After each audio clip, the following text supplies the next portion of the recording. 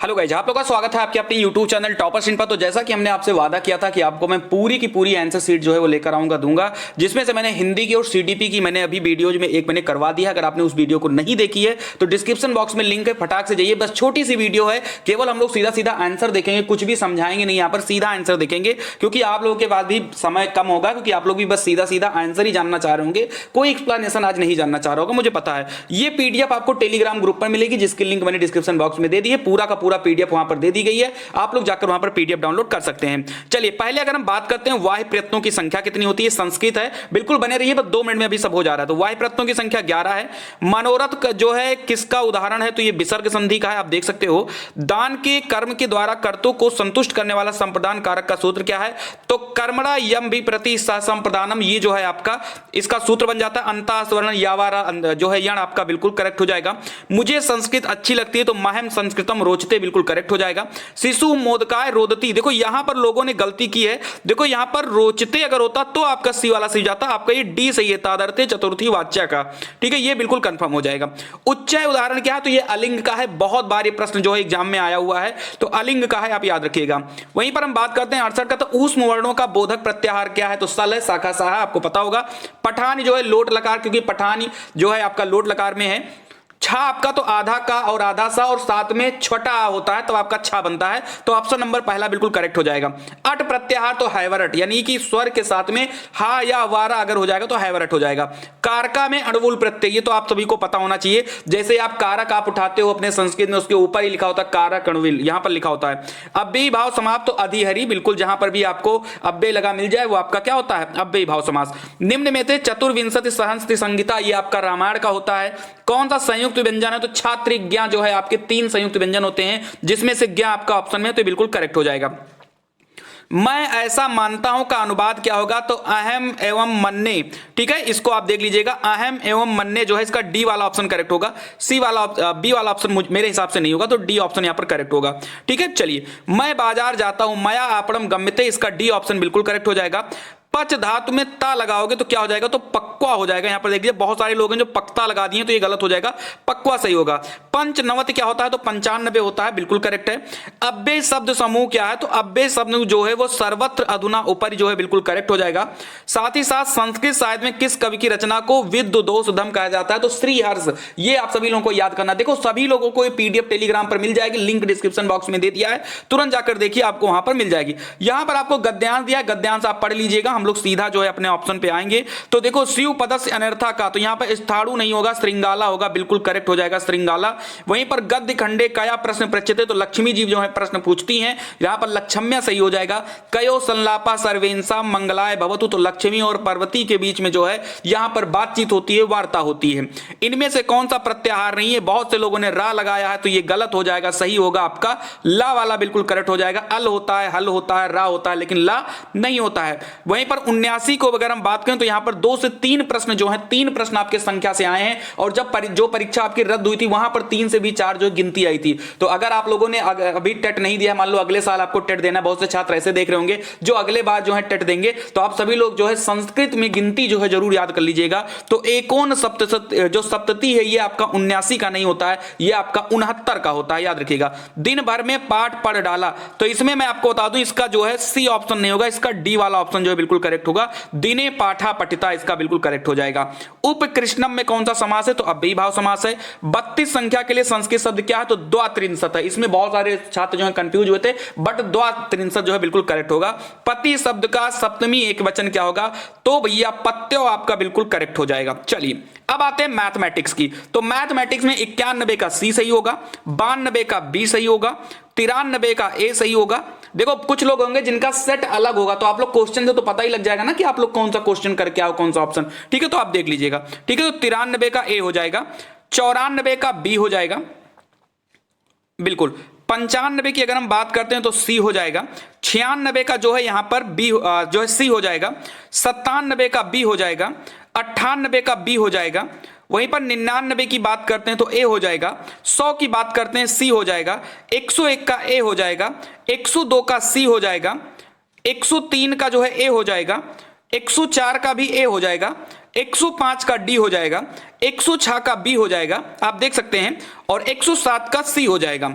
वहीं पर हम बात करते हैं 108, तो 108 50 से छोटी जो है, केवल 50 के अंदर जो है 15 आपको अभाज्य संख्याएं मिलती हैं, और ये बहुत इंपॉर्टेंट है। कभी भी पेपर यूपी टेट का होता है, एक प्रश्न अभाज्य संख्या से जरूर आता है। ठीक है, चलिए, दो संख्याओं में बड़ी संख्या दुगनी, तो इसका जो है सी वाला यानी 14 और 5 आ जाएगा। 110 का ए हो जाएगा, 111 का डी हो जाएगा, 112 का बी हो जाएगा। वहीं पर हम बात करते हैं 113 का बी हो जाएगा, 114 का बी हो जाएगा, 115 का बी हो जाएगा। सभी लोग बिल्कुल जो है देखते चलिए आप लोग इसको। 116 का जो है बी हो जाएगा, क्योंकि यहां पर 4 त्रिभुज बनने हैं, तो चारों त्रिभुज जो होते हैं ये बराबर बराबर भागों में बनते हैं, तो जो डी ई एफ है वो 1/4 ABC हो जाएगा। बिल्कुल करेक्ट है ये। आगे देखिए 117 का जो है, यहां पर आप ध्यान से देखिए, यहां पर सी वाला ऑप्शन सही होगा, क्योंकि सबसे बड़ा समांतर श्रेणी होता है, फिर गुणोत्तर श्रेणी होता है, और फिर हरात्मक श्रेणी होता है। ठीक है, तो सी इसका करेक्ट आंसर होगा। 118 का ए हो जाएगा, 119 का सी हो जाएगा, 120 का ए हो जाएगा। अब बचते हैं लास्ट पे। अगर आप लोग सीडीपी, और अगर हम बता दें सीडीपी, और अगर आपने हिंदी का नहीं देखा है मेरा आंसर की, तो डिस्क्रिप्शन बॉक्स में लिंक है। हालांकि ये सारे के सारे जो आपके आंसर की हैं, इसको मैं पीडीएफ बना के आपकी जो है टेलीग्राम, जो डिस्क्रिप्शन बॉक्स में लिंक है वहां पर डाल दूंगा, तो टेलीग्राम ग्रुप जरूर ज्वाइन कर लीजिए। सर्वाधिक जैव विविधता कहां पाई जाती है, तो शांत घाटी में। एलपीजी में जो ब्यूटेन पाया जाता है, मीथेन नहीं पाया जाता, तो बी सही हो जाएगा। पारिस्थितिकी तंत्र में जैविक और अजैविक दोनों आते हैं। मकर रेखा जो है 23.5 डिग्री साउथ में होती है, याद रखिएगा। इकोसिस्टम जो शब्द है वो एजी टॉन्सले ने दिया है। आप लोग अगर ईवीएस पढ़ते हो तो ये सब पहले ही मिल जाएंगे आपको, तो बहुत सिंपल है। निम्न में से कहां आर्सेनिक द्वारा जल प्रदूषण होता है, तो भैया इसमें जो है डाउट है, लेकिन आप लोग जो है पश्चिम बंगाल को सही मारे हो, तो थोड़ा सा ज्यादा मान लीजिएगा। बाकी जब आयोग से आंसर सीट आएगी तभी क्लियर होगा, क्योंकि मध्य प्रदेश और पश्चिम बंगाल दोनों जगहों पर आर्सेनिक द्वारा जल प्रदूषण है, तो इसमें पश्चिम बंगाल पर मैं ज्यादा जाऊंगा। बाकी देखते हैं ऑफिशियल आंसर की क्या आती है। वहीं पर अगर हम बात करें भारत में पश्चिमी घाट के दक्कन शुष्क क्यों है, तो रेन शैडो की वजह से जो है यहाँ पर ये थोड़ी चीजें हैं। अगर मैं आपको बताऊं ऐसे घाटी है, और यहाँ पर रेन की वजह से जो है यहाँ पर थोड़ी सी दक्कन जो है शुष्क हो जाता है। वन्य जीव सुरक्षा अधिनियम तो 1972, भैया ये तो बहुत इजी है। वायुमंडल की ऊपरी सीमा पर प्रति इकाई क्षेत्र में प्राप्त होने वाली सौर विकिरण क्या कहलाती है, तो सोलर कांस्टेंट, सौर स्थिरांक बोलते हैं उसको। किस देश के मौलिक कर्तव्य, तो बहुत बढ़िया है भैया। अगर आप यूएसए लगाओ तो गलत है, क्योंकि यहां से मौलिक अधिकार लिया गया है। यूनाइटेड किंगडम से एकल नागरिकता ली गई है। वहीं पर अगर हम यूएसएसआर की बात करते हैं तो मौलिक कर्तव्य, यानी ऑप्शन नंबर बी आपका बिल्कुल करेक्ट हो जाएगा, रूस। घास भूमि क्षेत्र के परतन के खाद्य श्रृंखला में सबसे ऊंचा कौन होता है, तो सबसे ऊंचा आपका मांसाहारी होता है, बिल्कुल करेक्ट हो जाएगा। वहीं पर हम बात करते हैं वायुमंडल का प्रमुख स्तर जो पृथ्वी के सबसे पास है, तो सबसे पास आपका जो है क्षोभ मंडल है। ठीक है, चलिए, भारतीय संसद द्वारा जैव विविधता अधिनियम कब पारित किया गया, तो भैया 2002 है, याद रखिएगा इसको।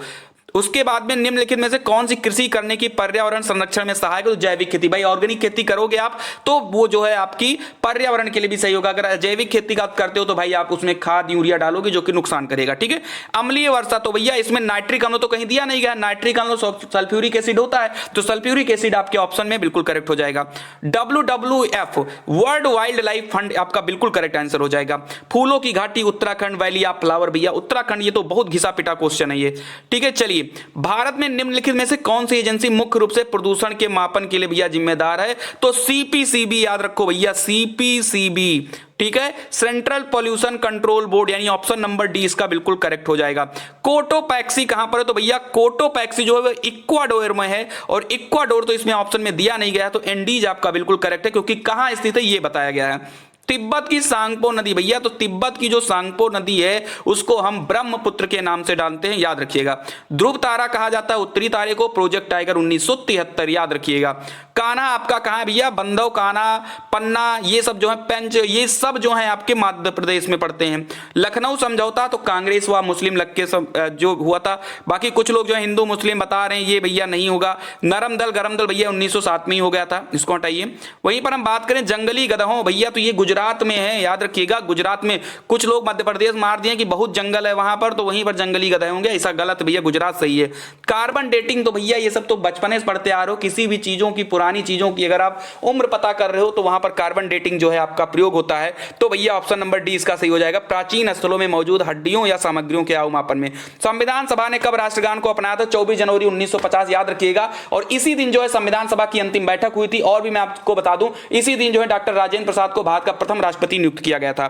बायोमैग्निफिकेशन क्या है? तो समय के साथ ऊतक से विषैले पदार्थ की बढ़ती सांद्रता। याद रखिएगा इसके जो बायोमैग्निफिकेशन है इसी में इसका आंसर भी छिपा हुआ है। अगर आपको उसका हिंदी पता है तो आपका आंसर हो जाएगा। निम्न में से कौन जैवमंडल का अजैविक घटक है? तो फंगस। ये बहुत सिंपल प्रश्न है, बाकी के सारे जो हैं आपके अजैविक घटक हैं, यहां पर नहीं पूछा गया है। ग्रीन पीस इंटरनेशनल का मुख्यालय कहां है? तो एम्स्टर्डम में स्थित है। बहुत ही ज्यादा सही है। तो आप लोगों को सारा आंसर सीट मैंने बता दिया है। हाँ, मैं ये बिल्कुल भी कह रहा हूं कि मैं कह सकता हूं कि इसमें एक दो प्रश्न जो है आपके इधर उधर हो सकते हैं, 1 से 2 प्रश्न केवल, बस। बाकी आपकी आंसर सीट बिल्कुल करेक्ट है। वीडियो अच्छी लगी है तो कुछ कहने की जरूरत है नहीं, लाइक कर दीजिए आप लोग, और थोड़ा अपने दोस्तों को भी शेयर कर दीजिए, क्योंकि ये बहुत ही बेस्ट आपकी आंसर की है। मिलते हैं अगली वीडियो में किसी खास अपडेट के साथ। तब तक के लिए चैनल को सब्सक्राइब करिए, और पीडीएफ के लिए आपको टेलीग्राम ग्रुप ज्वाइन करना है, लिंक डिस्क्रिप्शन बॉक्स में दी है। जय हिंद, जय भारत।